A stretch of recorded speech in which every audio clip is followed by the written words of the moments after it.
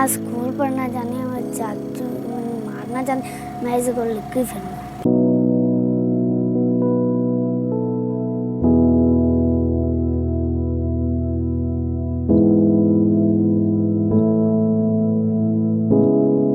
साडा उत्थे जी 6 किले रकबा है। मेरा भरा मेरी भरजाई उनके बेटे जेडे नो सानू मारना चाहते उन्हें तेरे एक बेटी है तू की करना उन्हें कतल कर ते रकबा साडा केड़ा वो दलील करना चाहते।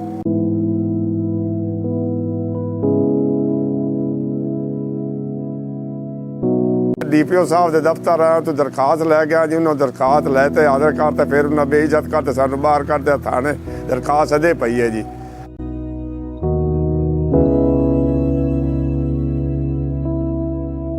किने जाए साडा कोई है बस साडी मदद की जाए जी खुदा वास्ते कर साडी जान बचाई जाए उन्होंने गिरफ्तार करो या जिवें करो साडी चोन छुड़ाओ।